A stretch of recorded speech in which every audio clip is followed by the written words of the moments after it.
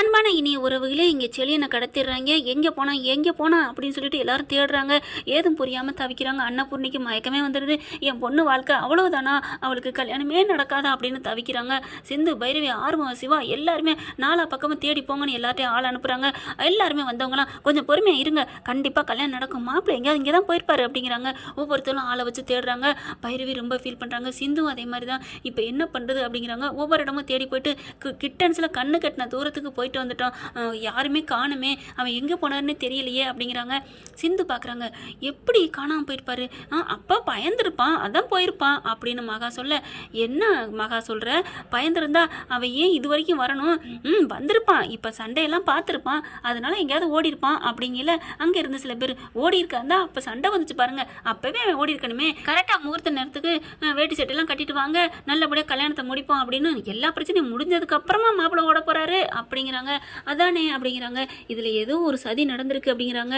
இவன் தான் மாறன் தான் ஏதோ திருட்டுத்தனமாக கடத்திட்டு போயிருக்கணும் அப்படிங்கிறாங்க. அப்புறமா பார்க்குறாங்க. அக்கா நான் சொல்கிறத கேளுக்கா அப்படின்னு மகா வந்து பேசுது. என்ன மகா பேச சொல்கிற, என் பொண்ணுக்கு அவ்வளோதான், இன்னைக்கு மாப்பிள்ளையே நீ கிடைக்காத அப்படிங்கல. நீ ஏக்கா பயப்படுற, உன் பொண்ணை பிரியவே வேணாம், வீட்டோடு இருக்கிற மாப்பிள்ளைய நான் ஒன்று சொல்லட்டுமா? அப்படியா மகா, யாரு மகா அப்படிங்கிறாங்க. வேற யாரு, வேற எங்கேயும் நீ போக வேணாம், ஏன் தம்பி இதோ எசக்கிதான் அப்படிங்கிறாங்க. எல்லாரும் என்னது எசக்கியா, ஏன் என் தம்பிக்கு என்ன, அவ்வளோ தங்கமானவன், இங்கே தானே இருக்கிறான், பொழுதுக்கும் வளர்ந்துட்டு இருக்கான், யாருன்னு உனக்கு தெரியாது அவனை பற்றி, அதுவும் இல்லாமல் நம்ம வீட்டோட இருப்பான், உன் பொண்ணை பார்த்துக்குவான் பத்திரமா, அவளுக்கு ஏதாவது ஒரு துன்பம்னா நம்ம போக மாட்டோமா, அதுவும் இல்லாமல் நான் விட்டுருவேனா என்ன அப்படிங்கிறாங்க. மகா அப்படியே யோசிக்கிறாங்க. அன்னபூரணி, அக்கா நான் சொல்கிறத இப்போ அது கேளுக்கா, என் தம்பி நல்லா வச்சுக்குவாங்க்கா அப்படிங்கிறாங்க. காயத்ரி உனக்கு சம்மதமா அப்படிங்கிறாங்க.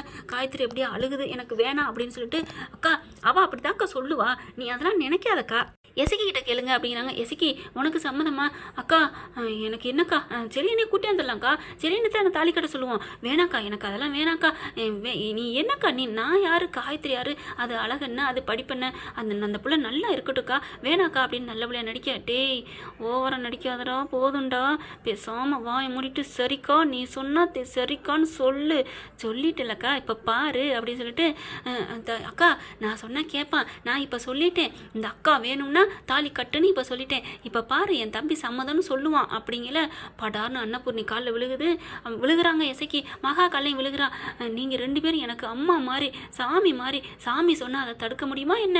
நான் நீங்கள் சொல்கிறத கண்டிப்பாக கேட்குறேன். அந்த பொண்ணு காயத்ரி எனக்கு அக்கா பிள்ளைய நான் நல்லா வச்சு கடைசி வரைக்கும் காப்பாற்றுவேன், அவன் மேலே ஒரு தூசி துரும்பு கூட படாத அளவுக்கு நான் பார்த்துக்கிறேன்க்கா, போதுமாக்கா அப்படின்னு சொல்ல, ஆஹா என் தம்பி 500 ரூபாய்க்கு நடிக்க சொன்னா 5000 ரூபாய்க்கு நடிக்கிறானே, கலக்குடா அப்படிங்கிறாங்க. அப்படியே அன்னபூர்ணி ஒரு மாதிரியா பார்க்குது. மகா பார்க்குது. என் தம்பி நடித்ததில் நல்லா நம்பிருச்சே அப்படின்னு சொல்லல. இங்கே பாரு மகா, உன் தம்பி நம்ம வீட்டில் வளர்ந்த பையன் தான், எனக்கும் பிடிக்கும் தான், அவனை பற்றி எனக்கு எந்த இதுவும் இல்லை, அவன் என்கிட்ட என்ன இருக்கோ இல்லையோ, படிப்பு இருக்கோ இல்லையோ, பாசமாக என் பிள்ளைய பார்த்துக்கிட்டா சரி அப்படிங்கிறாங்க. ஏம்மா காயத்ரி அம்மா சொல்கிறத கேளுமா, உனக்கு கல்யாணம் இப்படி போயிட்டுருக்குமா, இவன் வீட்டோட இந்த மாப்பிள்ளை தான், எவன் வந்தாலும் சரி சண்டை போடுறதுக்கும் தடுக்கிறதுக்கும் நல்ல தகுதியான ஆள் நம்ம எசக்கி தான். மகா பார்க்குது. ஆஹா நம்ம லைட்டாக தான் கோடு போட்டால் அக்கா ரோடு போடுதே, நடக்கட்டும் அப்படிங்கிறாங்க.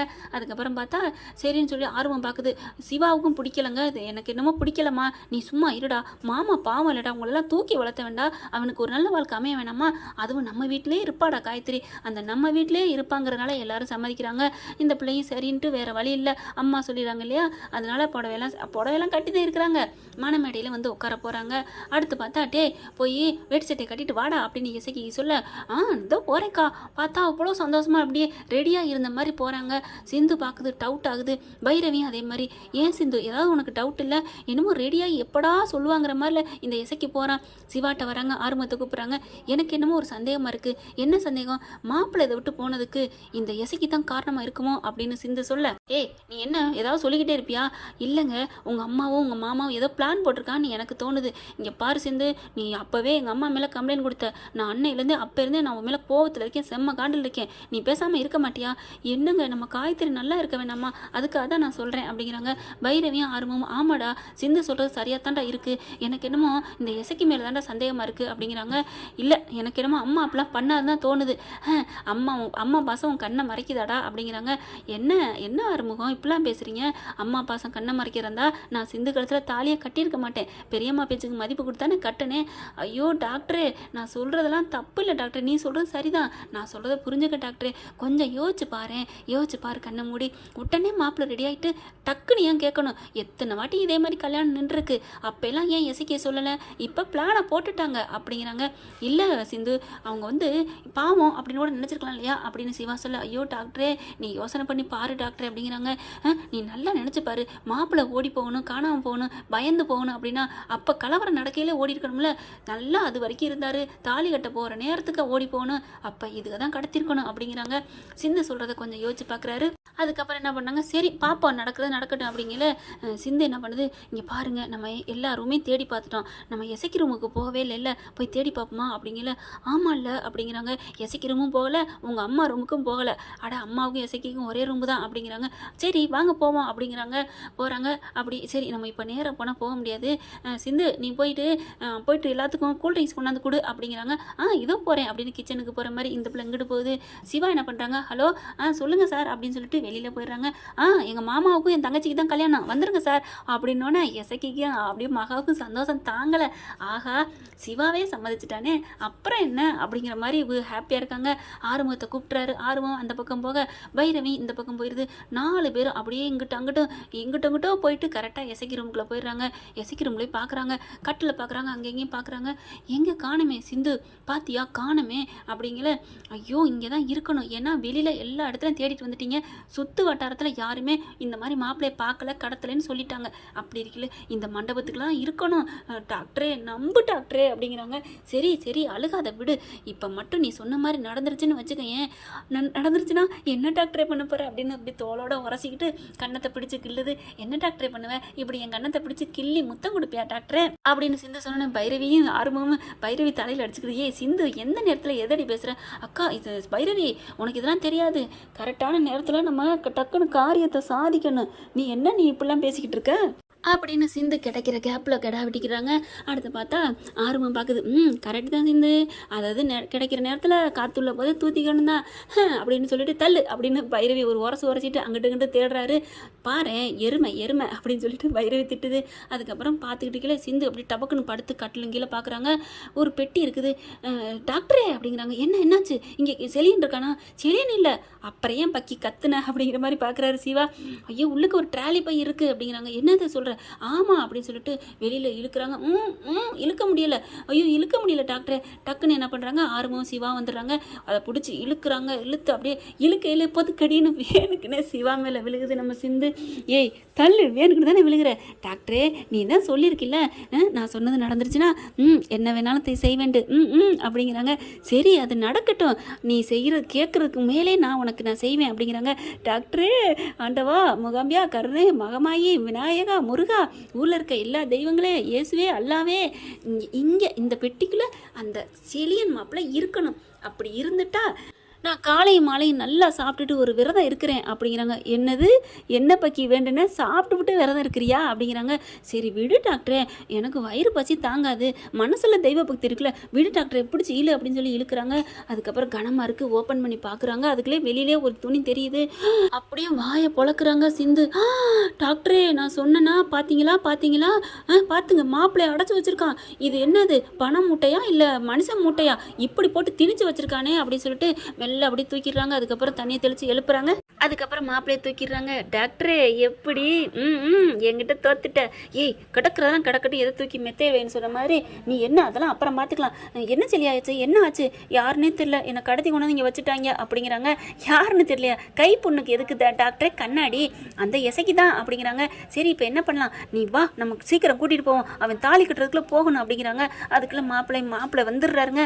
வந்துட்டு தாலி கட்டுறக்காண்டி வேக வேகமாக வர்றாங்க. ஆசையாக எப்படியாவது கட்டிடணும்னு சொல்லிட்டு வந்து உட்காந்துடுறான். எங்க சிவாவை காணோம், சிந்துவை காணோம், எங்க ஆறுமுகம், பைரவி ஒருத்தர் கூட காணுமேனு அன்னபூர்ணி என்ன பண்ணுறாங்க, தவிக்கிறாங்க. மக இருந்துட்டு வரப்போது வரட்டும் அக்கா, என் தம்பியை தாலி கட்ட சொல்லுங்க, இதுக்காகத்தானே காத்துட்டு இருந்தோம், அவங்க எப்போ வேணாலும் வந்து பார்த்துக்கட்டும் அப்படிங்கிறாங்க. இல்லை அவங்க இல்லாமல் தாலி கட்டக்கூடாது அப்படிங்கிறாங்க. கரெக்டாக பார்த்தீங்கன்னா நிறுத்துங்க அப்படின்னு சொல்லிடுறாங்க தாலி கட்ட போகிற நேரத்துக்கு. ஏன்னா அந்த மக வந்து பைத்தியம் பிடிச்ச மாதிரி கட்டுன்னு சொல்லிடுறாங்க. தாலி எடுத்துட்டு எசைக்கு கட்ட போயிடுறான். அன்னபூர்ணி எவ்வளோ தடுக்கிறாங்க, கட்ட போகிறாங்க. நிறுத்துங்கன்னு சொன்ன கையோட அப்படி நிமிந்து பார்க்குறாங்க. 4 பேர் வந்துட்டு இருக்காங்க. என்னாச்சு, ஏன் நிறுத்த சொல்கிறீங்க, எசைக்கு தாலியை கட்டுறா, அம்மா நிறுத்து அப்படின்னு சிவா சொல்ல, மாமா நீ இப்போ மட்டும் தாலி கட்டினா என்ன பண்ணுவேன்னு எனக்கே தெரியாது அப்படிங்கிறாங்க. பார்த்தா அந்த புள்ள வந்து காயத்ரி மட்டும் அழுதுகிட்டே இருக்குங்க, பிடிக்காம பார்க்குறாங்க.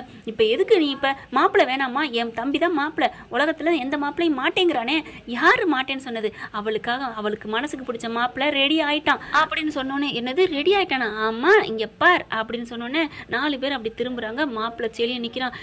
செலியா எங்கடா போனேன்னு அவங்க அம்மா அப்பெல்லாம் கதறி துடிக்கிறாங்க. அதுக்கப்புறம் அன்னபூர்ணி வந்துடுதுங்க. என்னாச்சு தம்பி அப்படிங்கல மகா பார்க்குது. ஐயோ மாட்டிக்கிட்டோமே அப்படிங்கல சிவா பார்க்குறாங்க. எசைக்கு தான் எங்கள் அம்மா தான் எல்லாம் பண்ணாங்கன்னு தெரிஞ்சால் ரொம்ப அசிங்கமாக போயிடும், அதனால் நீங்கள் 3 பேரும் தயவு செஞ்சு இதை யார்ட்டையும் காமிச்சிக்காதீங்க அப்படிங்கிறாரு. சிவா சொன்னதுக்காண்டி இங்கே யாருமே எல்லாத்தையும் மறைச்சிடறாங்க. நாங்கள் எல்லாரும் போயிட்டு காப்பாற்றி கூட்டி வந்தோம், ஒரு இடத்துல யாரோ தூக்கி கொண்டே கட்டி வச்சுருக்காங்க, எல்லாம் அந்த மாறன் பண்ண வேலையாகத்தான் இருக்கும், நாங்கள் தான் காப்பாற்றி கூட்டி வந்தோம் அப்படின்னு சொல்லிட்டு கொஞ்சம் வந்து அவரை காப்பாற்றி விட்டுறாங்க. அதுக்கப்புறம் கொண்டு வந்து மாப்பிள்ளையை டக்குன்னு அலங்காரம் பண்ணி தாலி கட்ட வைக்கிறாங்க. கல்யாணம் முடிஞ்சிருதுங்க. அடியே சிந்து அப்படின்னு அப்படியே ஒரு மாதிரியா பார்க்குறாங்க. எல்லாத்துக்கும் நீ தானே காரணம், உன்னை நான் விட மாட்டேன்டி, என்னை வாழ விட மாட்டேங்கிறீல்ல, என் பிள்ளைய கல்யாணம் பண்ணது இல்லாமல் இப்போ என் தம்பிக்கு நல்ல வாழ்க்கை கிடைச்சதையும் இப்படி தடுத்து விட்டாலே உனக்கு இருக்குடி, உன்னை எப்போ இந்த வீட்டை விட்டு விரட்டுறேன்னு தாண்டி என்னோட வேலை அப்படி நினச்சிக்கிறாங்க. அது நடக்கவே நடக்காது மாமியாரே அப்படி நினச்சிக்கிறாங்க. அடுத்து பார்த்தா சிவா கிட்ட போகிறாங்க சிந்து. டாக்டரே என்னாச்சு அப்படிங்கிறாங்க. என்ன எல்லாருக்கும் சப்ளை பரிமாறணும்ல, அதெல்லாம் இல்லை, எனக்கு பரிமாறதை நீ ஃபஸ்ட்டு பரிமாறு டாக்டரே அப்படிங்கிறாங்க. சிந்து நான் தோத்துட்டேன் தான், நீ ஜெயிச்சுட்டு தான், விடு, இனி நான் உனக்கு அடிமை போதுமா டாக்டரே அப்படின்னு சொல்லி கட்டி பிடிச்சிக்கிறாங்க. இப்போ கூட நீ கட்டி பிடிக்கல டாக்டரே, சரி விடு, இப்போ காயத்ரிங்க மட்டும் ஃபர்ஸ்ட் நைட்டில் அப்புறம் அப்படிங்கல டாக்டரே அப்படின்னு சொல்லி கட்டி பிடிச்சிக்கிறாங்க. ஓகே ஃப்ரெண்ட், பார்க்கலாம் என்ன நடக்க போகுதுன்னு. இந்த பற்றி உங்களுக்கு பிடிச்சிருந்துச்சுன்னா உங்கள் பொண்ணான கையால் ஒரு லைக்கை போட்டு சப்ஸ்கிரைப் பண்ணிடுங்க. Thank you friend.